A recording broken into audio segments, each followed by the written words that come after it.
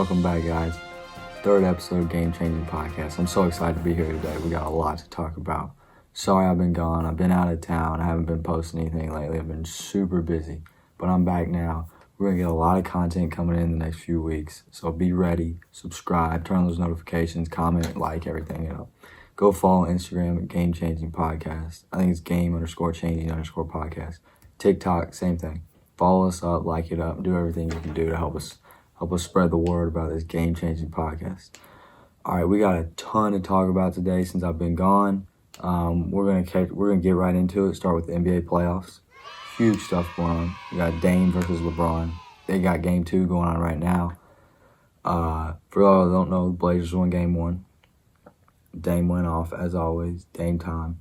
And LeBron played really well. Actually, had a ton of assists, but they just couldn't get it done. So, Orlando also beat the Bucks in Game 1, which is huge. I didn't watch that game, but I did watch the Blazers game. Orlando, now the Bucks beat Orlando today, so that series is back 1-1. But I did watch the Blazers game, and I want to talk about that for a minute. Stephen A. Smith said it first, but I'm going to say it as well and confirm that Damian Lillard is the best player in the NBA right now, no doubt. And everybody's saying, like, he's clutch. And you can be clutch. Like, if you're hitting last-second shots, say you take one shot a game and it's the last-second shot, and you make it and it goes in, then you're clutch. Dame's not only clutch, but he comes to play every single night. In the bubble, I looked up, he's averaging over 35 points in the bubble. So that means since he needed to play well, which they needed to do because they were obviously on the bubble for making the 8 seed, they had to have that playing game where he had 31 there, he had 34 the other night. And then, a couple games, he went on a 3-game stretch of over 50, like freaky numbers, putting up freaky numbers.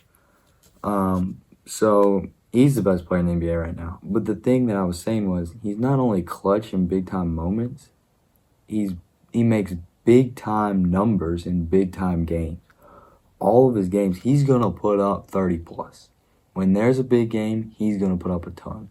He's not just clutch in the fourth quarter. He's not just making shots at moments and he gets lucky. No, this dude is playing solid basketball night in, night out. And, for that, it's very obvious. In the bubble, he's been the best. Maybe Booker, and I'm going to talk about that in a minute, how the Suns got robbed. But Dame Lillard has been so consistent and so good with his play, so smart of a player, and playing so well that he definitely deserves the title of the best player in the NBA right now. And I know it's postseason and all that, and they had all this bubble and everything that's going on, which gives him even more credit for playing so well. And in these empty gyms, I know you can shoot better, which he's been shooting well. But, he's a freak of a man, an absolute freak of a man. All right, so let's go back to the Suns. The Suns got absolutely robbed. They go 8-0 in the bubble and don't get in. So, to me, it was like, obviously they got, I don't know if this was just a hot streak. Obviously, they had a bad regular season. If they were able to go 8-0 and still didn't make it. And they didn't have a great regular season. I don't know exactly what the record was. But before the bubble, they weren't doing well. But Booker heated up. Devin Booker, UK boy, went on a tear in the bubble. He's probably the second best player in the actual bubble before the playoffs. He was definitely the second best player behind Dame. Not even close. My point is, are they a dark horse for next year? The lottery just came out. They got the 10th pick in the upcoming draft.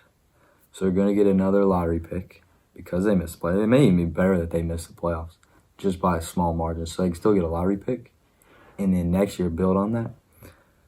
But showing that they can go 8-0 against solid teams, do they have a chance next year? Are they a dark horse next year to not only be playoff contenders, but title contenders?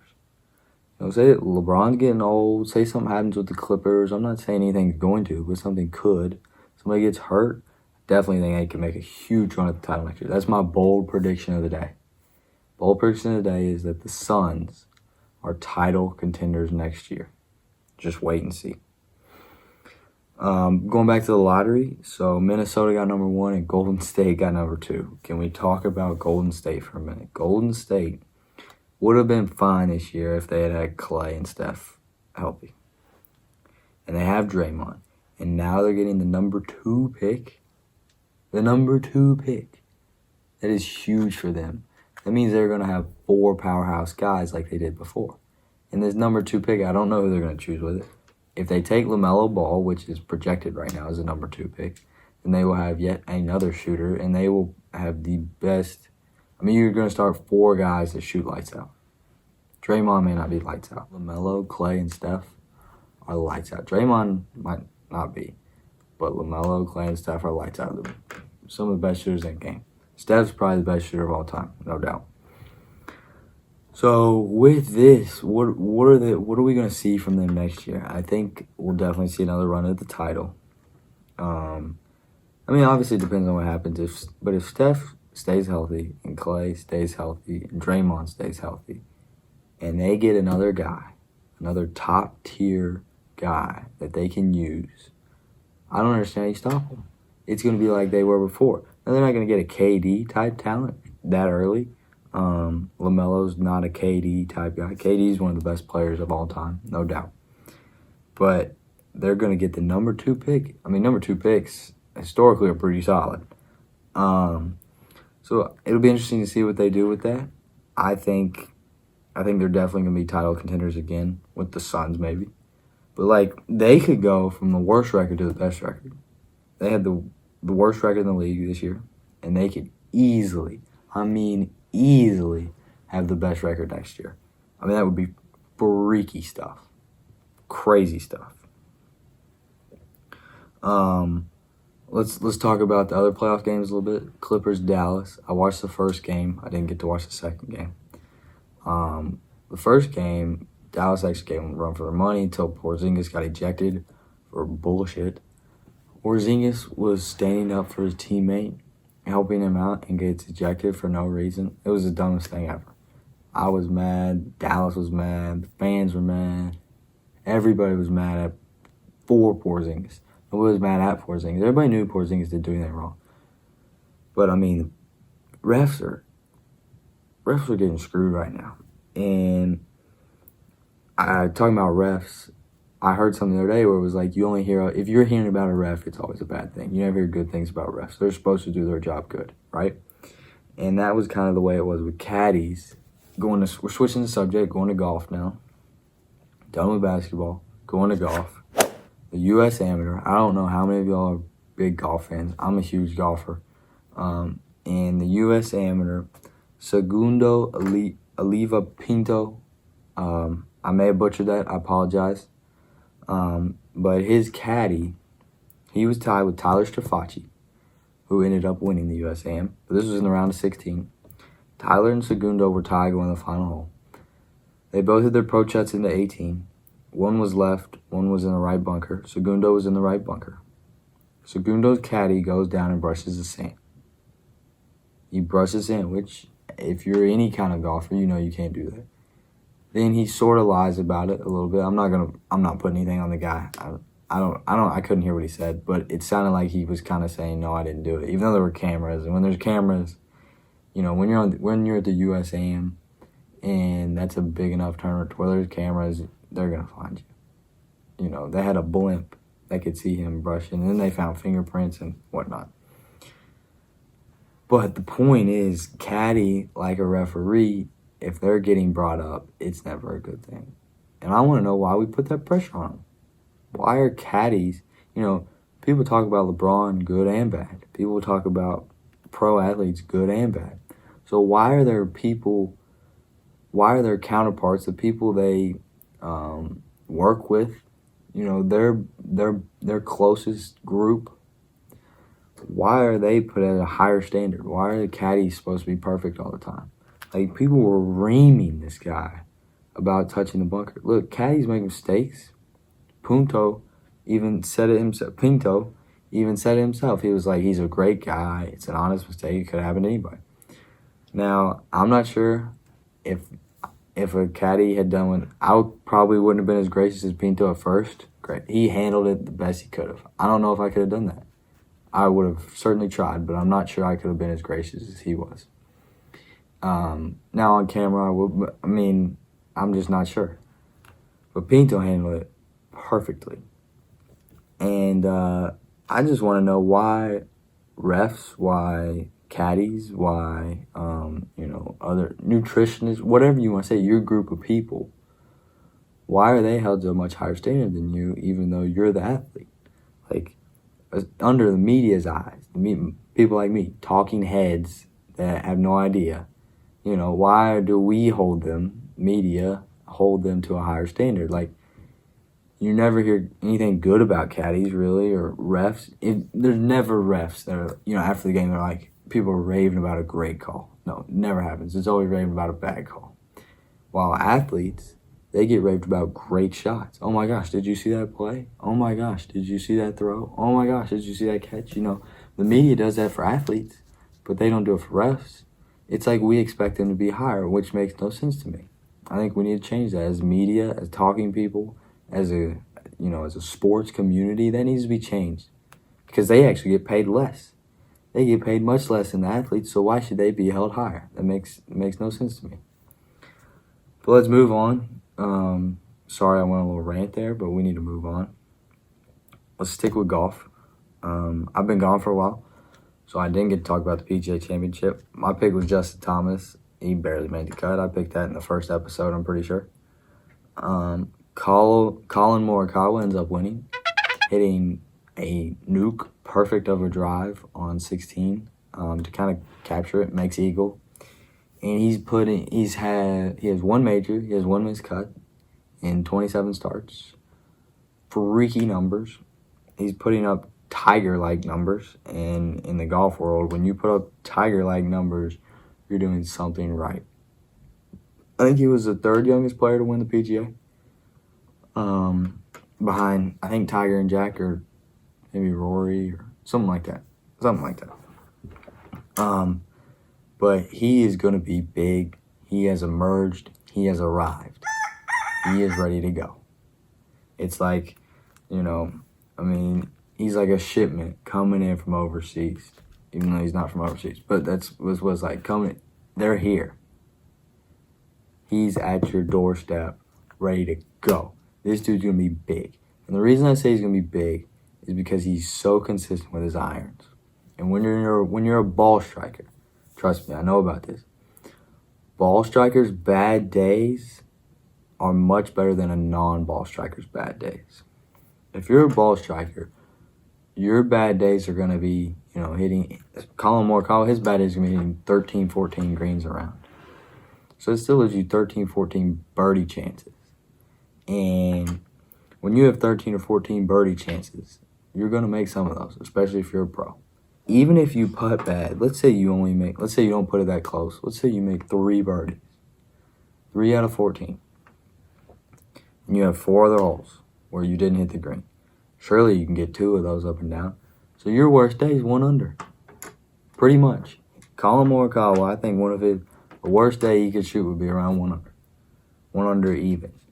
That's not that bad of a day. But his best days, this is where it gets big. A ball striker's best days is when they putt well. Collin has a beautiful putting stroke. I mean, beautiful. I could watch it all day. It's perfect. Same with his full swing. He has such a complete game that, although I didn't watch Tiger young, but I've seen plenty of highlights. I've watched Tiger, on YouTube. I've seen his swing. I've seen his putting stroke, his fire, his fury, this competitive drive that just burns inside of him like a madman just ready to go. And although Collin, I don't think expresses it quite like Tiger did. Tiger was amped up. He was always fist pumping and stuff. He was going crazy. Collin, you can tell, is a very competitive guy. He's a nice guy. He's, he handles himself perfectly. He handles himself well under pressure. I mean, he won the PGA Championship, I think it was 2 or 3 weeks removed. I think it was 3 weeks removed from when he beat Justin Thomas, who was number 1 in the world at the time.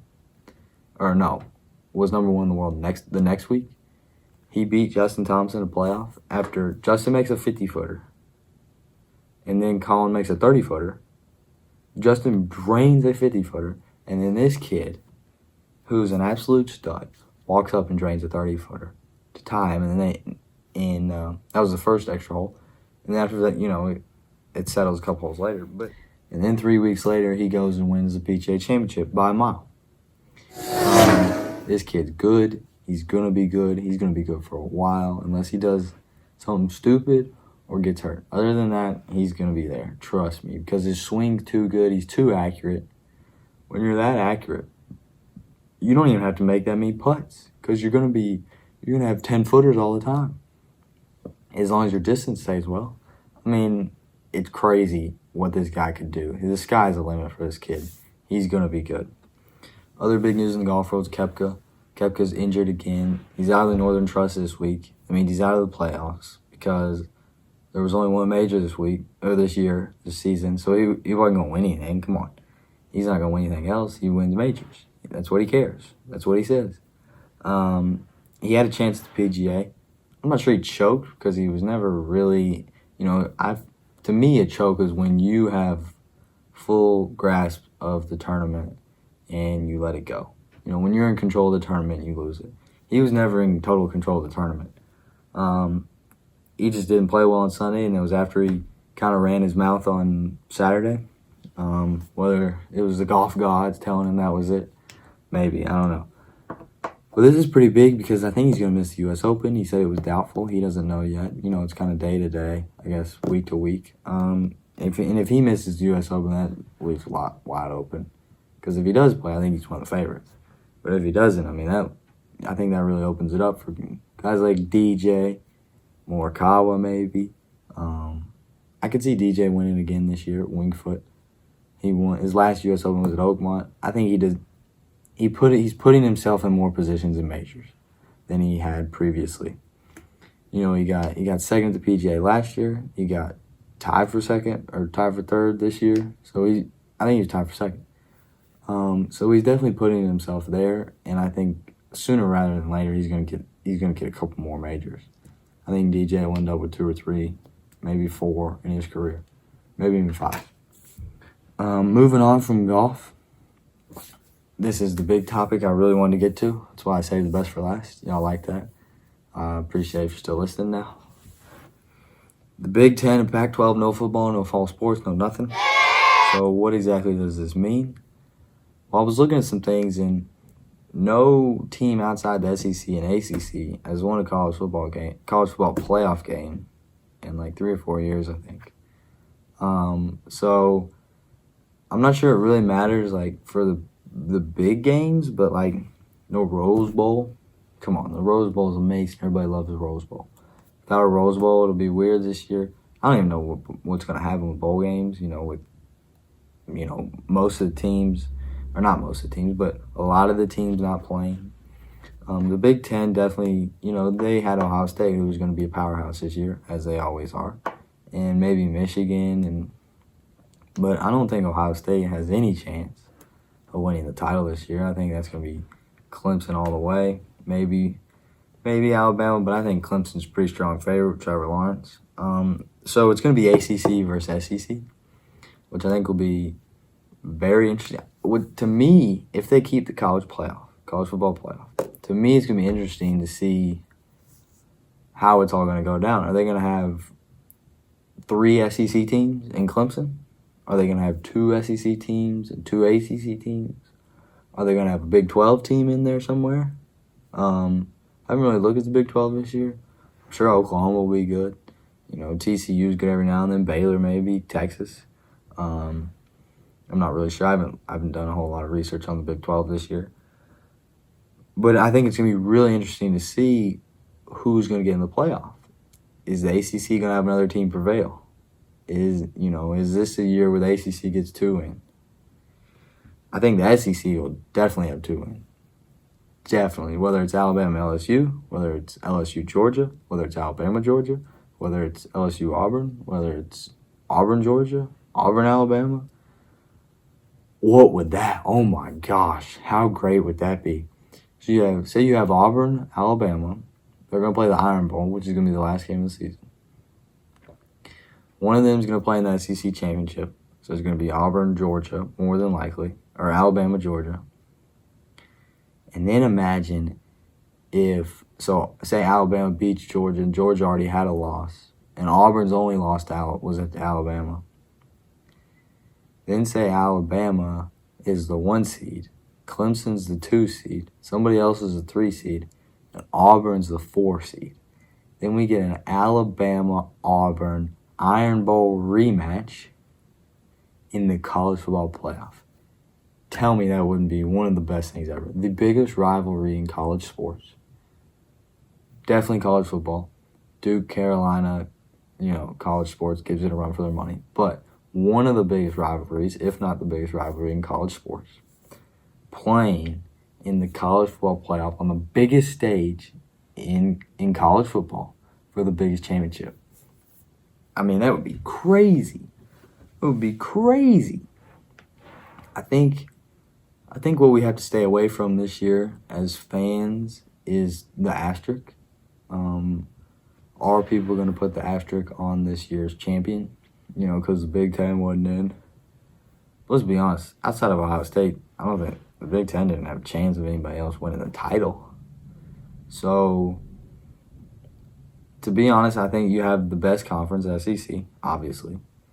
And you have the second best team, or the best team outside of that conference, which is Clemson and the ACC. They're going to play. That conference and the best team outside that conference are going to play. So, I still think it's a real season. People need to treat it like a real season. I hope they do. But I think it's going to be very interesting to see who the third and fourth team are. How many teams? What if the SEC gets 3 teams in?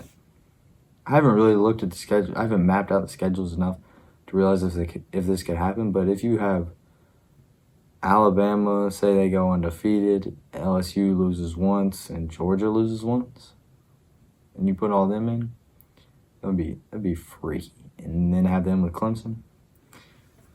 But I'm just super excited. Comment below who you think will be the 4 teams in the playoff this year. I think Clemson's a lock. I think Bama's a lock. LSU, Georgia are my next 2 probably in the SEC. Like I said, I haven't really looked at the Big 12. I'm sure Oklahoma's going to be good. Comment below, Thank you for watching. Today's been a great episode. I thought we had some great things to talk about and go into, and I'll be back with more content soon. I promise you that. Please please follow, comment, share, do it all. Go follow Instagram, go follow TikTok, Game Changing Podcast everywhere. The username's the same. I appreciate y'all so much for watching. Thank you so much.